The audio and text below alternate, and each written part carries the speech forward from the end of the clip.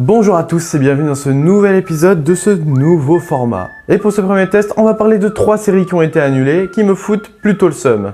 Sniff.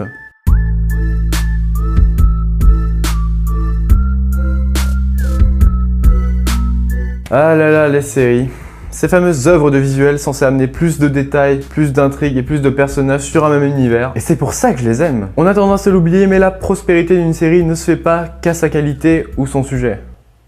Malheureusement. Le plus important pour les producteurs et ces chaînes qui diffusent ces programmes est bien évidemment l'audience. Alors il y a plein de séries surpopulaires qui en ce moment ont pas à se plaindre de leur audience, et d'autres qui se sont fait très dur au silence. Plusieurs facteurs peuvent expliquer la déchéance d'une série. D'une part, un facteur évident serait le manque de moyens et la rentabilité. Qui dit spectateur dit pub, donc argent, et encore plus si c'est une chaîne câblée, et c'est pour cette raison que la plupart des séries se retrouvent annulées. Un autre facteur pourrait être l'heure de diffusion. Prenons Game of Thrones, qui est diffusé sur HBO à une certaine heure de grande audience. Si une petite série fait son arrivée le même jour, à la même heure, elle verra donc son audience plus basse que celle qu'elle aurait pu donner, comme HBO va aimanter les spectateurs sur sa série. D'autres facteurs assez récurrents sur des séries qui commencent à s'essouffler peuvent être la cause d'un annulement brutal. Mais il arrive également que les créateurs de la série stoppent leur production avant qu'il ne soit trop tard, comme ça a été le cas pour How I Met Your Mother, pour citer une des sitcoms les plus connues. Il arrive également qu'une première saison d'une série soit top, mais que les suivantes déçoivent le public, ou encore que la première saison seulement déçoive au bout de quelques épisodes, et là, c'est la chute d'intérêt. Aujourd'hui, on va donc voir 3 séries qui se sont faites annuler pour diverses raisons. Une série dont on avait déjà parlé sur la chaîne et dont je vais reparler.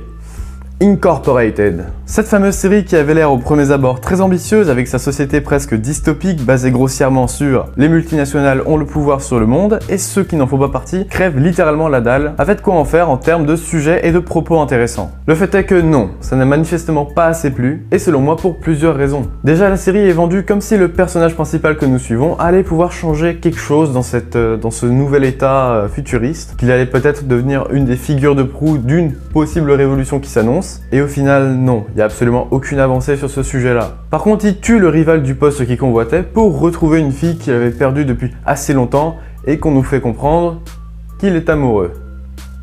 Ouais. Et c'est plus ou moins tout en fait. Il la retrouve, ouais. Mais... voilà. Il n'y a pas grand chose qui change en fin de compte. Il y a une petite histoire politique avec sa boss qui s'avère être en fait sa belle-mère, mais nous, on s'en fout complètement. Et ça n'a pas l'air de mener à quelque chose non plus, et c'est pas très intéressant surtout.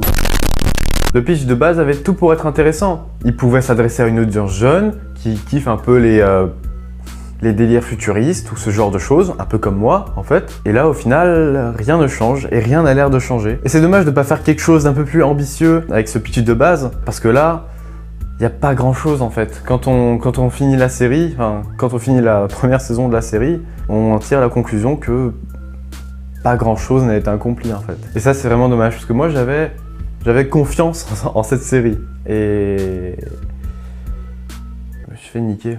Incorporated est arrivé assez discrètement et repart assez discrètement et c'est un peu triste.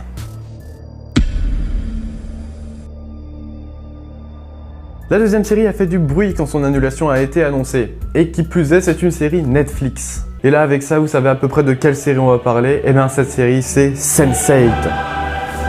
On m'a plusieurs fois demandé de faire un série review sur Sense8 et j'avoue que j'ai assez douté pendant un certain temps.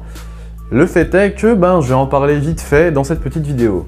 Super. Sense8 est un des rares bijoux de ces dernières années créés par les Wachowski qui apporte quelque chose sans accuser ou reprocher quoi que ce soit à ses spectateurs. Elle amène une vision très belle de la vie par moments et aide beaucoup à l'ouverture d'esprit dans son fond comme dans sa forme. Cette série parle grosso modo d'une chasse à l'homme de 8 personnes qui s'avèrent être connectées entre elles et qui essayent de fuir ceux qui leur cherchent du tort. Cette faculté leur permettra par la suite de par exemple switcher d'une personne à une autre, par exemple une qui sait se battre à une qui est en détresse, ou alors je sais pas, une qui a envie de parler à une certaine autre, ou alors qui veulent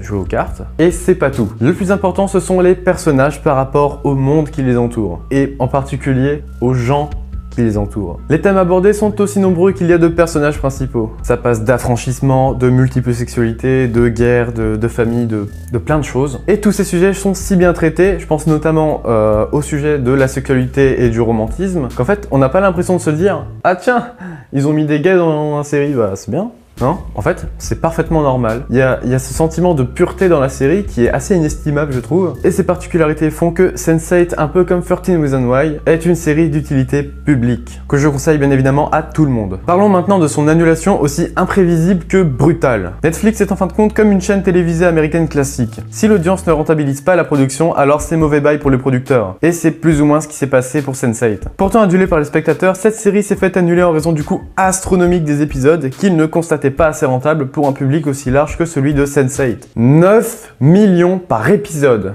soit plus que la production d'un épisode de Game of Thrones en 2016. C'est immense. Et au final, quand on se représente ce que ça fait de comparer la proportion de fans de Game of Thrones à celle de Sense8, ça fait un peu mal au cœur d'avouer que cette annulation était finalement logique. RIP in peace, douce petite série.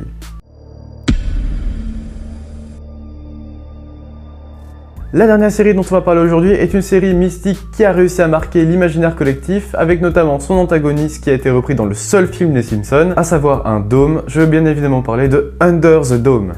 Ah là là, Under the Dome, M6, Doctor Who sur France 4, la bonne époque quoi. Under the Dome est presque un cas d'école dans cette catégorie. Celui de partir avec un truc d'une intrigue assez mystique pour en faire n'importe quoi. Pour ceux qui ne connaissent pas, Under the Dome est une série où la petite ville de Chester's Mill est subitement coupée du reste du monde par un dôme incassable transparent qui entoure la ville. On apprend au fur et à mesure de la série des éléments de réponse sur le pourquoi ce dôme est apparu et comment font les personnages pour vivre éloignés du reste du monde par ce nouveau dôme, empêchant donc toute interaction aussi bien physique, magnétique ou quoi que ce soit d'autre. À sa sortie donc, Under the Dome a cartonné. Le premier épisode a ramené 13,5 millions de téléspectateurs. C'est insane! À titre de comparaison, Game of Thrones a réussi à réunir 2,2 millions de téléspectateurs pour son premier épisode et Walking Dead 5,5. C'est complètement ouf. Après, l'une des raisons de ce chiffre aussi grand, c'est probablement le fait que nous sommes beaucoup plus consommateurs de séries qu'auparavant, donc je suppose que ça doit bien jouer. Il n'empêche qu'Under the Dome s'est fait annuler au terme de seulement 3 saisons avec ce départ immense, ce qui est la preuve de sa belle foirade en plein vol. Ce qu'il a perdu, c'est son scénario et le what the fuck constant qui nous pousse à nous dire que ça devient n'importe quoi au fur et à mesure des épisodes. Le début de la série est assez cohérent, mêlant intrigue amoureuse, enquête policière sur plusieurs meurtres, et donc l'intrigue principale mystérieuse au cœur de la série.